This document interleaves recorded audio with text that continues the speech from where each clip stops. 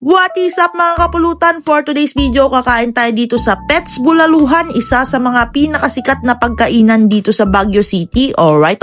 Andito pa rin kasi tayo sa Baguio kaya magfo-food trip pa rin tayo. Located ang Pets Bulaluhan sa Govpac Road, baba lang ng SM kaya di mahirap hanapin. Maliit lang din yung place nila mga kapulutan pero spacious naman siya kaya di kayo magsisiksikan. Bago kayo makaupo, kailangan nyo munang umorder dito sa kanilang cashier. Ito yung menu nila, marami kayong pagpipilian. Screenshot nyo na lang, andyan na rin yung prices. In-order nga namin yung isa sa mga bestseller nila, ang Silit Sungo Mix. Silit at sungo ng baboy na may napakaraming onion leaves. At syempre hindi mawawala yung sabaw pag andito ka sa Baguio. Naubusan kami ng bulalo kaya itong knuckles na lang yung in-order namin or yung paa ng baka. O diba? Tsura pa lang nakakatakam na. 250 pesos yung Silit Sungo Mix and 270 pesos naman itong knuckles. Medyo nagmahal na nga yung mga prices nila dito sa Pets Bulaluhan compared noon. Pero okay lang, worth it naman yung babayaran mo kasi masarap yung mga food nila dito. Lalo na itong Silit Sungo Mix, kaya pala bestseller nila kasi napakasarap mga kapulutan. Mukha lang siyang maanghang pero tolerable yung anghang niya. Malambot din yung silit at sungo. Magalamang mapapa-extra rice ka pag ito yung ulam mo. Masarap din tong pulutanin, siguradong mapaparami ang tagay mo. Sinunod ko ng tikman yung knuckles or yung paa ng baka. Di masyadong malambot yung kudil or yung balat pero kaya naman basta may ngipin ka. Pero yung laman and taba-taba niya malambot, nagme-melt na lang sa mouth ko. Sayang nga, naubusan tayo ng bulalo, yun pa naman yung kinikrave ko. Pero okay lang, masarap din yung sabaw nitong knuckles mga kapulutan. Pareho din namang beef yun, magkaiba lang yung part ng meat. Tapos napansin ko halos lahat ng kinainan ko dito sa Baguio, ang daming toppings na onion leaves. Pero gusto yun kasi gusto ko rin yung lasa ng onion leaves. Alright.